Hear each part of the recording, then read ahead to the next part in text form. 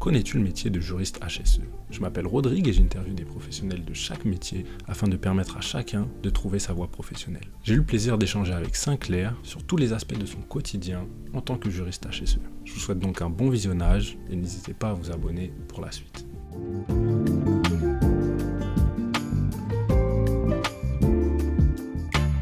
Salut Sinclair. Salut Rodrigue. Merci beaucoup pour ta présence aujourd'hui. Je suis super content de pouvoir échanger avec toi sur le métier du coup de juriste HSE que moi je connais pas du tout, du coup que je vais découvrir et qui voilà, à mon avis pourra susciter des vocations, en tout cas de l'intérêt, puisque c'est un métier qu'on connaît pas tant que ça. C'est un plaisir de partager sur mon métier que je sais pas forcément très connu parce que je suis passé par les études et la recherche de travail derrière et moi-même je connaissais pas mon propre métier, donc c'est sûr que ça va forcément en intéresser quelques-uns. Bah c'est parfait. Moi, ce que je te propose, c'est un chemin assez clair. Donc, tout d'abord, présentation. Ensuite, revoir tes motivations, comment tu as découvert ce métier, quel a été ton parcours, etc. Ton quotidien, qu'est-ce que tu fais au quotidien. Et puis, un retour d'expérience. Qu'est-ce que tu dirais à un jeune étudiant? Est-ce que tu as des anecdotes et autres? Et ensuite, moi, j'aurais une question pour toi sur quelle est la suite que tu t'imagines. Donc voilà, on va revenir sur tous ces points. Mais d'abord, je te laisse te présenter en quelques mots.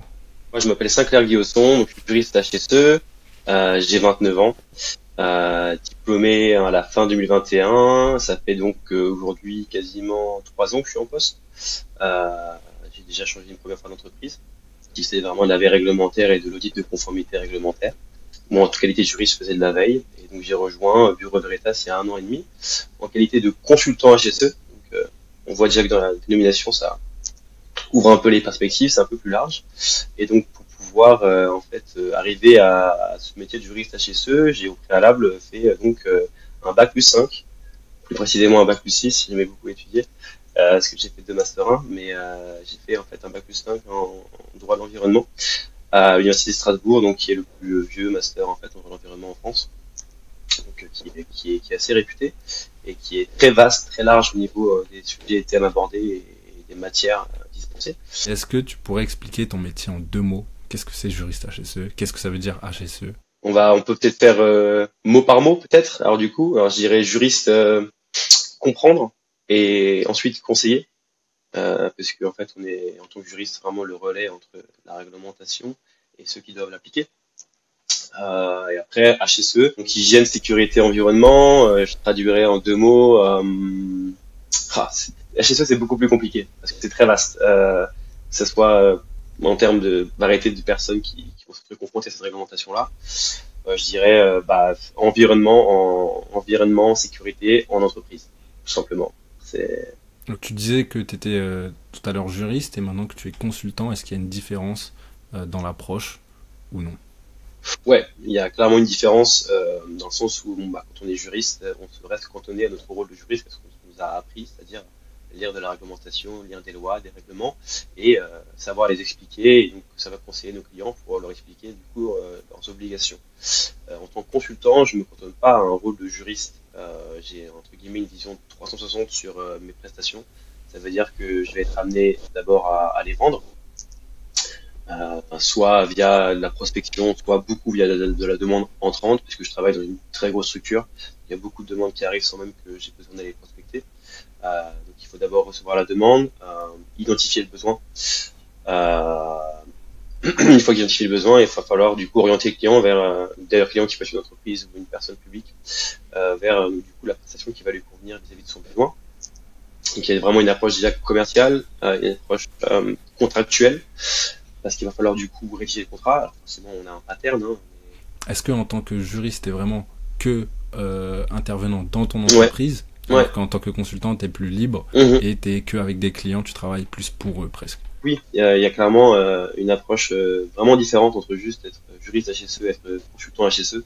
En tant que juriste, on va vraiment être cantonné à notre rôle de juriste, de compréhension et de conseil vis-à-vis de la réglementation.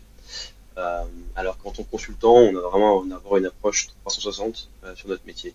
Donc ça va partir d'être un juriste, mais du fait aussi d'être un commercial, du fait de savoir gérer un service, du fait de partir du début de la prestation jusqu'à la fin de la prestation, que ce soit en interne ou en externe.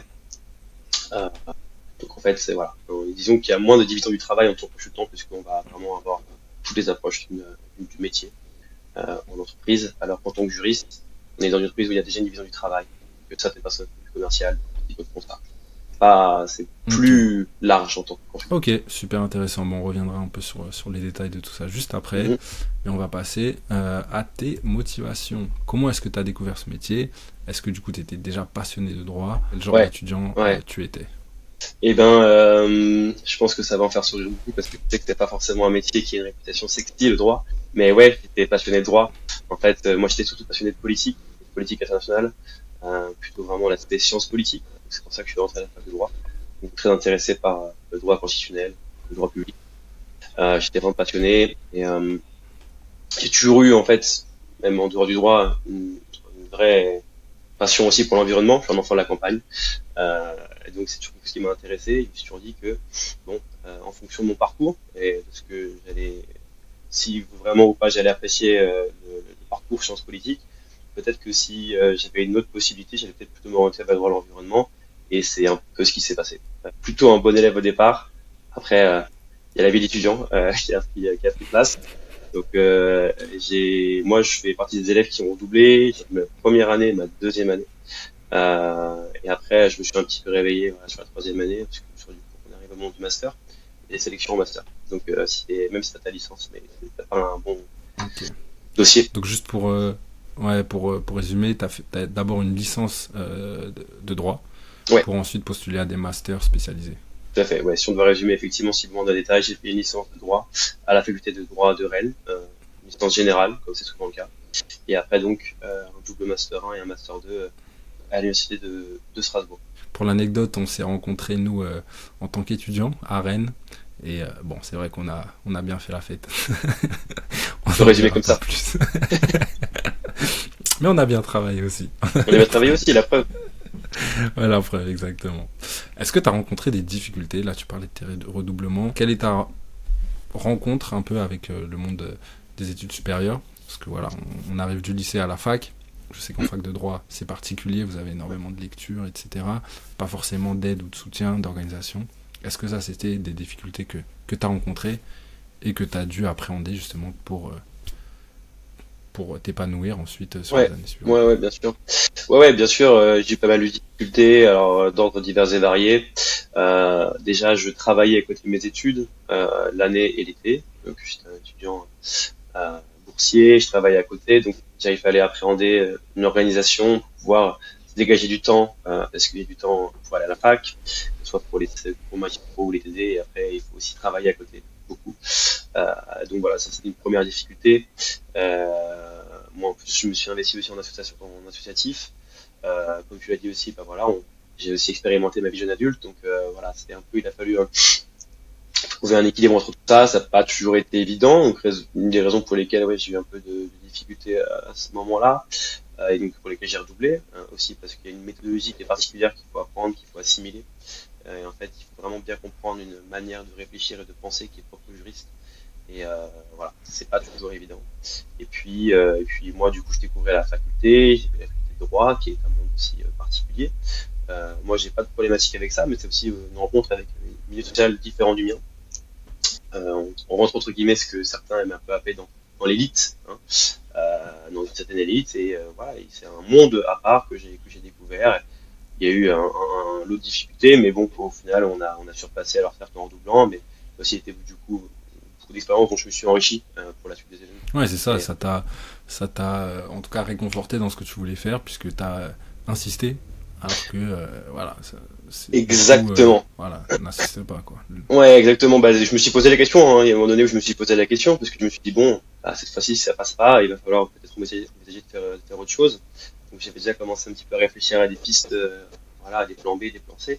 Mais c'était ça vraiment mon plan A, et je suis pas trop du genre à abandonner, donc une fois que j'avais commencé ça, et j'avais vraiment un réel intérêt pour la matière, en tout cas pour différentes matières, parce qu'en licence de droit général, c'est très varié. Et Ok. j'avais pas envie de passer à côté. Je voulais au moins pouvoir me laisser la chance, voir ce que c'était au niveau professionnel. Dernière question, est-ce que tu as été accompagné sur tout ton projet euh, voilà, éducatif, scolaire, étudiant, Alors, ou tu t'es débrouillé, quoi? Ouais, je me suis pas mal débrouillé, hein. Je me suis pas mal débrouillé. Déjà, bon, j'ai eu la chance que j'ai toujours su. En fait, il a été assez, comment dire, ça a été assez évident que en fait j'avais un intérêt pour quelque chose, c'était les sciences politiques, le droit. Donc en fait, déjà, ça éliminait pas mal d'autres choses. En tout cas, je me disais par élimination, s'il restait un truc que je devais faire, qu'est-ce que ce serait? Ce serait ça.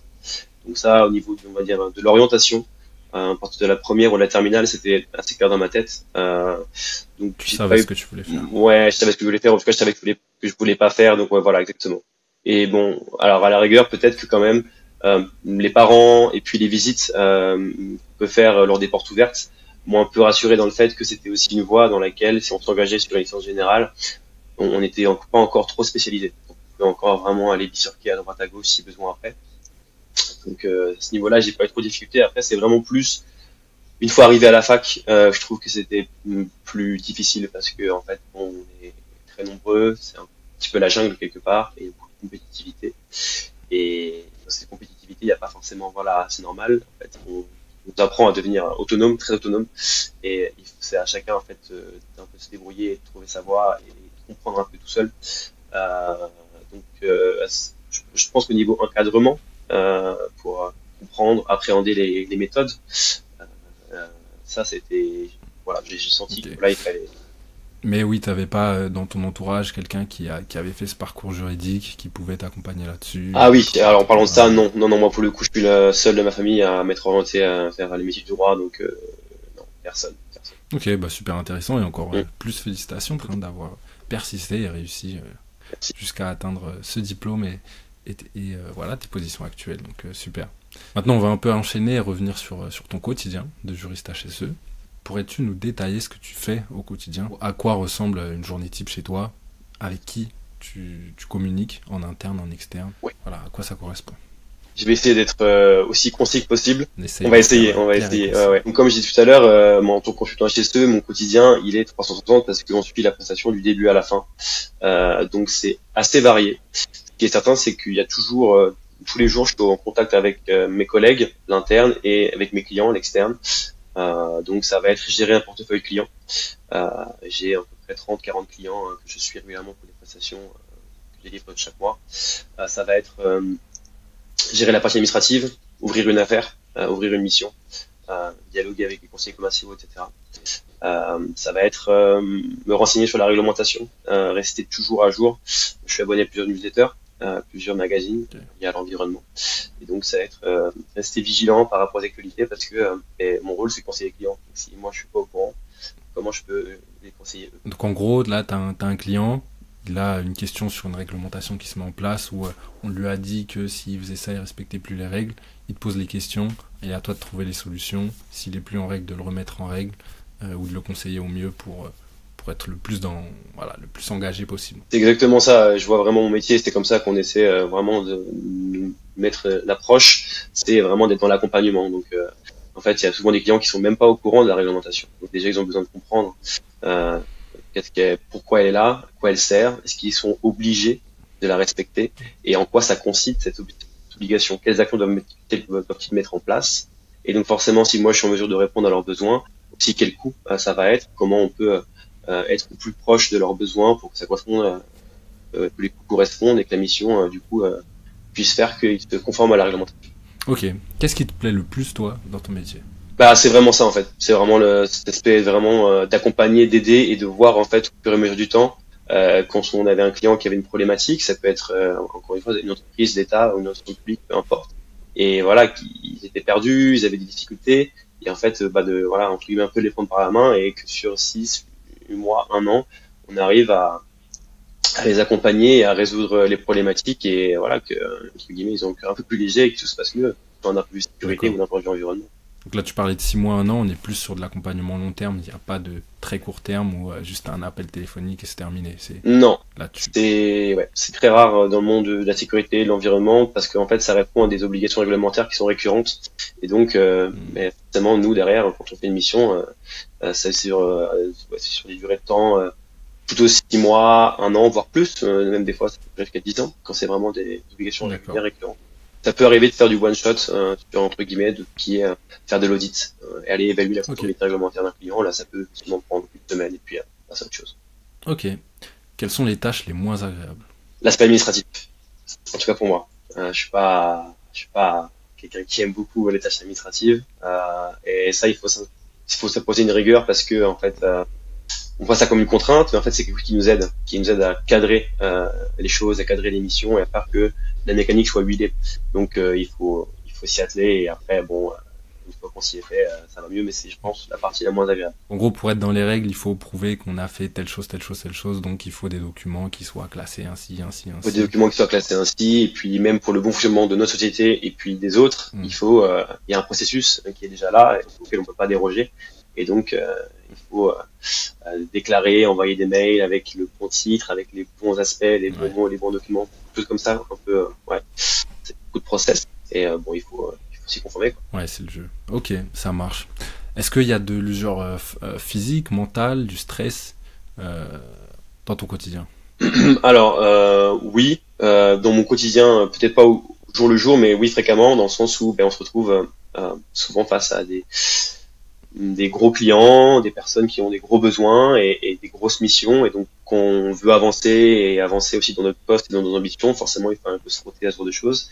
Et bon, des fois on a peur de pas dire la bonne chose, on a peur de s'être trompé dans notre interprétation, parce qu'en tant que juriste on n'est pas toujours une réflexion collective, donc des fois on est un peu seul aussi, et donc voilà, c'est un peu ce côté-là, le stress de pas forcément donner la bonne solution, la bonne orientation. Bon après moi je suis pas quelqu'un de nature très stressé, donc je dirais pas que je sois angoissé. C'est pas, je vis pas du tout mon travail comme un stress au quotidien, mais c'est voilà sur certains moments, lors de réunions importantes, lors Hmm. d'échéances importantes, parce que des fois il y a des échéances, il faut rendre tel rapport avant telle heure, tel jour, et donc le temps passe et on voit bien Ouais. qu'il faut avancer et être dans les clous. Sinon ça a des implications pour nous, ou pour nos clients, donc que ce soit d'organisation ou que ce soit d'un point de vue financier. Donc c'est là où il peut y avoir un peu de stress. Ça me parle, c'est un peu ce que je ressentais aussi dans les Ouais, achats. ouais, Voilà, pas de la fatigue physique, par contre, voilà, on peut pas vraiment décrocher, on est obligé de rester dans le sujet tout le temps. ouais, ouais. Et puis, c'est aussi ça qui nous prend et voilà, qui peut avoir de l'impact sur nous, mais après, comme tu le dis, si on est bien organisé, si on gère ça bien, à nous de faire en sorte que ce soit agréable, ou en tout cas complètement soutenable pour C'est nous. ça, c'est exactement ça. Et je devrais même rajouter aussi que je pense que là, il y a un aspect quand on gère un portefeuille client, en fait, on a beaucoup de gens à accompagner. C'est que quand on fait quelque chose, le reste suit toujours son cours. Il faut jamais perdre de vue que là, on a la tête un peu dans le guidon sur quelque chose, mais les autres dossiers continuent. Il faut pas les oublier. Et voilà, c'est toujours de rester très vigilant. Moi, j'aime toujours à me dire que même quand j'ai l'impression que tout va bien, je me dis que c'est forcément quelque chose qui va pas, parce que j'ai oublié quelque chose. Donc, c'est toujours de rester très Ok. vigilant par rapport à ça. Donc tu fais complètement aussi du multi-projet. Ouais. Tu dois avoir la tête partout, garder les bons timings, les Il faut deadlines essayer. et Il faut surveiller tout essayer. ça en même temps. Exactement. Ok, concernant les conditions de travail, donc j'imagine que tu as du télétravail, que tu es chez le client. Est-ce que voilà, tu as un bon équilibre vie pro-perso? Comment toi tu ressens tout ça? Alors moi, je pense que je suis pas vraiment un bon exemple parce que j'ai des conditions de travail à ce niveau-là qui sont assez exceptionnelles dans le sens où j'ai beaucoup de télétravail. J'ai, Ok, dans la mesure du possible, j'ai 90% de télétravail, c'est-à-dire que mon obligation c'est de venir un lundi sur deux au bureau. Alors même si ok. le télétravail c'est beaucoup répandu de nos jours, c'est quand même très rare de trouver ces conditions-là. Donc j'ai un très bon équilibre à ce niveau-là. En plus, c'est pas une obligation. Hein. Si je veux venir au bureau, par exemple, aujourd'hui on se parle, je suis au bureau. Alors qu'on est Ouais. un jeudi, j'ai pas l'obligation de Hmm. venir, mais moi, pour me concentrer, j'ai bien envie de venir. Donc oui, j'ai du télétravail, j'ai du bureau, j'ai bien évidemment des déplacements pour aller voir les clients, que ce soit pour le démarrage d'une prestation, pour comprendre les enjeux qu'on fait, que ce soit pour aller réaliser la mission, donc un audit de conformité, un accompagnement RSE, un gestion des déchets ou autre. Ça peut être divers, divers et variés. Mais oui, du coup, j'ai un assez bon équilibre là-dessus. Mais sur Ok. le travail, Donc ça, je comprends aussi que ça dépend de l'employeur, quoi. complètement. Ça dépend de l'employeur Ok. complètement. Ouais. Ouais, ça dépend aussi j'ai envie de dire, quand on est juriste, on vit un peu au gré de la réglementation. Et donc, quand Ok. il y a beaucoup de réglementations qui sortent et qui sont impactantes pour nos clients, bah, ça va s'accélérer. On va souvent avoir plus de rendez-vous clients, et plus aller voir les gens, etc. Et inversement, on est peut-être un peu plus en interne, en train de gérer des process, on peut faire d'autres choses. Donc, bon, Très bien. Moi, je pense que là, on a déjà une bonne couverture de ce que tu fais au quotidien. Moi, là, ce que j'aimerais avoir, c'est plus des retours d'expérience euh, par rapport aux étudiants. Qu'est-ce que tu dirais à un jeune étudiant voilà, qui veut être juriste, qui sait pas trop ce que c'est, et à quoi est-ce qu'il doit s'attendre?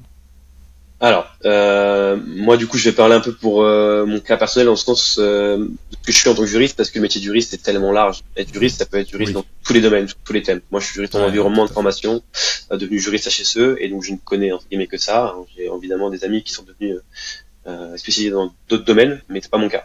Alors pour mon cas personnel, ce que je pourrais dire, c'est que si quelqu'un est attiré par l'environnement, sur tous ses aspects, que ce soit la défense de l'environnement, que ce soit aider des gens, euh, qui foncent, tout simplement qui foncent, parce que c'est en fait c'est un métier qui est un domaine, un métier qui est en pleine évolution, en pleine transformation.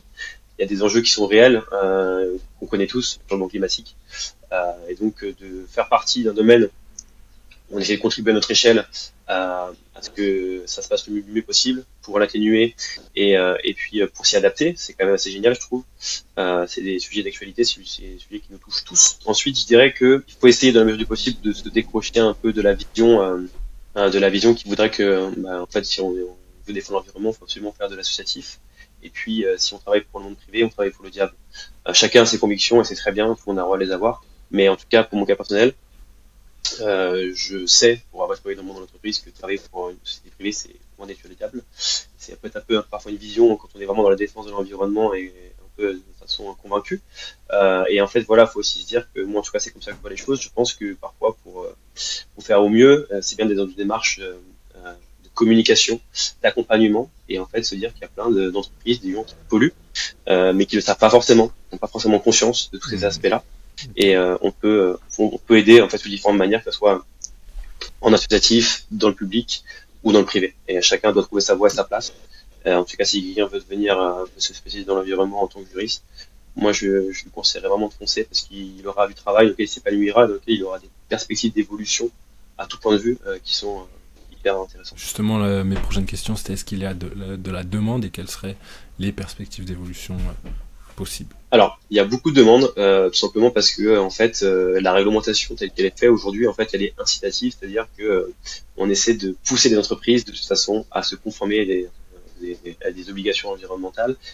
Alors, notamment, on essaie de pousser les entreprises justement à prendre des services de veille réglementaire. Donc, en fait, comme ça force un peu tout le monde à rester vigilant par rapport aux actualités. Donc, moi, par exemple, pour mon métier en tant que juriste HSE, l'une des premières missions les plus demandées, c'est la veille réglementaire. Ça fait partie de mon quotidien, c'est-à-dire de commenter des textes de loi et de réglementation euh, et on va dire, de prendre quelque chose qui peut être un petit peu très compliqué à comprendre pour le commun des mortels et de le vulgariser pour que ça comprenne. Ok. Ça, il y a beaucoup de demandes et il y en aura de plus en plus parce que c'est ce que la loi et la réglementation incitent. Donc il y a de la demande, c'est clair. Et puis au niveau des évolutions, elles sont en fait ce qui est génial, c'est que c'est un métier où on peut ouvrir à beaucoup de choses. En fait, moi, je travaille pour une société donc Bureau Veritas, dans laquelle les métiers sont très variés. Il y a des ingénieurs, des techniciens, des juristes quelques-uns aussi, des commerciaux, des gens qui font de la RSE. Vraiment, c'est un panel très varié. Et ce qui est génial, c'est qu'on peut s'y ouvrir. Si on désire, on peut aller commencer à faire des prestations qui sont pas forcément euh, euh, la base de nos études. Moi, je suis juriste, mais je peux peut-être aller, si je veux, commencer une mission ingénieur. Alors, on y va en tant qu'observateur, et après on découvre, et puis on peut s'y ouvrir. Donc, J'ai une autre question. Quelle est la chose que tu aurais voulu savoir au début de ton parcours professionnel qui t'aurait fait gagner beaucoup de temps ou de la tranquillité? Tu vois, je repense à moi. Quand j'ai ouais, débuté et 5 ans après, voilà, j'étais plus le même. Hein, et il y a des ouais, choses que je faisais au début que c'était mort. Plus jamais je le referai aujourd'hui. ouais, Mais en fait, personne ne me l'avait dit. Personne ne ouais, m'avait dit que si je traitais la chose de cette manière, bah, voilà, ok, j'allais faire disparaître X problèmes et ok. que j'allais être voilà, beaucoup plus tranquille. C'est une très bonne question, j'avoue que je m'étais pas préparé, alors je suis en train de chercher, on va dire, de savoir maîtriser le temps que tu passes à certaines tâches. En fait. Quand je suis dans le travail, j'étais un peu d'être perfectionniste. Je me suis rendu compte sur le tard qu'en fait, il y avait des choses sur lesquelles j'allais beaucoup trop loin, je mettais beaucoup trop d'efforts par rapport aux besoins et par rapport à la demande. Et Ok. ça, maintenant, je ne le fais plus du tout. Aujourd'hui, je comprends, en Ouais, fait, ouais. j'ai compris comment vraiment cerner ce qu'il fallait faire, essayer de coller au Mm. maximum parce que, en fait, c'est pas s'aider soi-même ni aider qui que ce soit de passer trop de temps à faire quelque chose, ça ne sert à rien. Ok. Euh, super intéressant. Je pense que c'est général à tous les métiers. Je pense, hein. Ouais, complètement. On est bientôt déjà sur la fin. Qu'est-ce qu'on peut te souhaiter, toi, pour la suite? Moi, comment je vois la suite, je la vois chez Bureau Veritas déjà, parce que je pense que c'est des sociétés sur lesquelles je peux encore apprendre beaucoup. Et qu'est-ce qu'on peut me souhaiter? D'apprendre en fait, d'apprendre encore, de découvrir.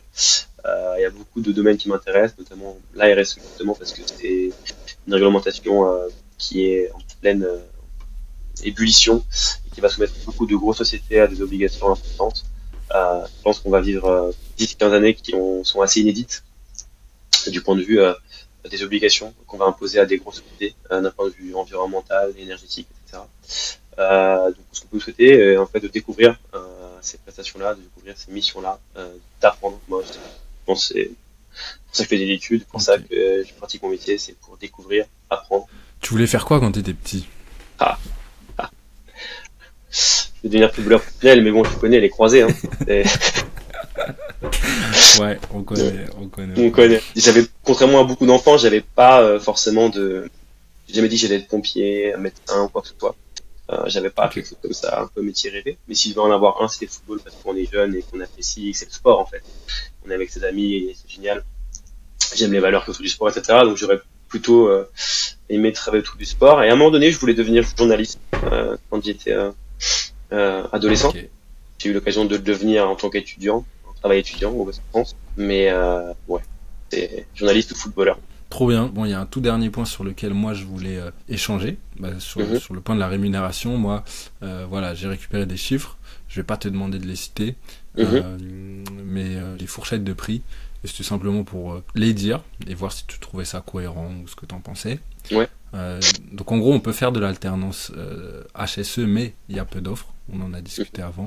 Ou en tout cas, voilà, peut-être qu'il y en a de plus en plus, mais il n'y en a pas tellement. Après, là, c'est vrai que ça dépend des entreprises et de leur mode de fonctionnement, mais on peut dire que ça peut aller de 900 € à 1500, 1800 € selon les employeurs. Les grosses sociétés en Master 2, par exemple. En tout cas, c'est le cas un peu dans tous les types d'études. En tant que junior, on peut commencer autour de, là on va parler en annuel brut, autour de 30 000 euros brut. Ça peut aller jusqu'à 45 000. Junior, c'est 0,3 ans à peu près. Donc il y a quand même une évolution qui est faite entre un débutant et plus 2 ans. On le ressent aussi dans d'autres métiers comme le mien dans les achats par exemple. Ensuite, il y a la catégorie confirmée, donc 4 à 7 ans, où là on est plus dans la tranche 45K € jusqu'à 60 environ. Après, voilà, comme on l'a dit, ça dépend toujours de l'employeur, de l'industrie, de l'investissement de chacun. Et puis, il y a la catégorie senior, où on est plus sur du 60 à 90K. Enfin, il y a la catégorie indépendant, où là, on est freelance, on a un taux journalier qu'on doit négocier. Donc là, ça peut aller dans tous les sens. On peut être freelance des juniors, ou alors on peut être senior ou team leader, etc. Et là, ça peut s'envoler, ça peut être très cool. On a quand même une part variable qui peut dépendre des objectifs, potentiellement dans ton cas en tant que consultant, peut-être moi en tant que juriste associé à une entité. Bon, ça dépend. Et on peut avoir des avantages en nature, un véhicule de fonction, carte essence, si on a beaucoup de déplacements à faire chez les clients. Et après aussi, comme dans toutes les grandes entreprises, il y a un package. Pour ceux qui ne sauraient pas, c'est des primes, des avantages en fait, des places réduites pour le cinéma, etc. Ouais. Mais ça peut être beaucoup mieux, ça peut être des tickets de voyage remboursés, etc. Donc il y a principalement des primes d'intéressement, participation, abondement quand on place de l'argent. Mais ça, encore une fois, c'est en fonction de l'employeur. Et ça peut faire des grosses différences entre une petite et une très grosse entreprise. Donc dans l'idée, c'était un peu ce que j'avais obtenu moi comme info, qui me semble cohérente avec aussi les retours du questionnaire que j'avais reçu. Merci pour ça, merci d'avoir répondu à ce questionnaire qui m'a beaucoup aidé. J'ai eu d'autres retours de juristes et c'est super intéressant de les avoir. Pour le mot de la fin, un grand merci. Moi j'en ai appris beaucoup, j'espère que ça pourra aider du monde. Et puis s'il y a beaucoup d'intéressés, j'ai aussi vu que tu avais coché la case ouvert à faire un webinaire pour des étudiants potentiels. Ouais. Commentez, et puis on pourra organiser une session où ils te poseront des questions et je te laisserai répondre. Moi je serai spectateur, je te rajouterai quelques questions aussi. Je peux avoir un petit mot de la fin également ou pas? Bien sûr, bien Ouais. sûr. Super. Non, mais juste par rapport à ce que tu viens de dire, je trouve ça aussi assez cohérent et assez juste par rapport aux rémunérations. Moi, si j'avais juste un conseil à donner par rapport à ça, je pense que parfois on reste un peu peut-être trop obsédé par rapport à ces choses-là. C'est important la rémunération.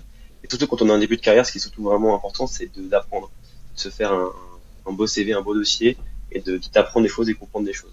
Moi, je pense qu'il vaut mieux commencer peut-être avec 30 000 des fois, ce qui est très peu hein, quand on a un bac plus 5, ça s'entend, mais d'apprendre pendant un an et demi énormément, et pour derrière après faire un super boom et puis aller faire ce qu'on veut. Faut rester peut-être pas obsédé par rapport à ça dès le début et viser plus loin, viser plus au moins moyen long terme. Voilà. Voilà, je suis complètement de ton avis, dans ton métier comme dans tous les autres. Moi, dans les achats, on a aussi des amis voilà, qui peuvent être dans différentes industries, et le cas, il s'est toujours produit. Le Ouais. premier salaire n'était pas incroyable, par contre, les missions étaient super responsabilisantes, beaucoup Mm, mm, d'apprentissage, mm, mm. et la différence, elle se fait après, et voilà, tu rattrapes les autres en quelques années, Ah, et vraiment. puis... et puis ensuite, tu vas où tu veux, surtout quand une fois que tu as un Exactement. peu T'ouvres des d'expérience. portes. Donc je te rejoins. Mais effectivement, on a vu que ça pouvait tripler, donc là, dans les chiffres que j'ai donnés.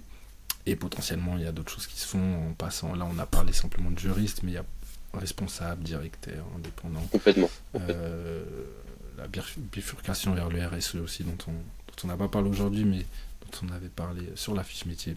Mhm. Donc voilà, plein de sujets. N'hésitez pas à poser des questions et on sera très content d'y répondre. En tout cas, moi pour ma part, je les enverrai à Saint-Clair. Et j'y répondrai avec plaisir, y a pas de problème. Bah merci à toi, à très bientôt et bonne journée. Merci à toi, Rodrigue, pour ce moment, c'était cool. Et puis, bonne journée également. Salut.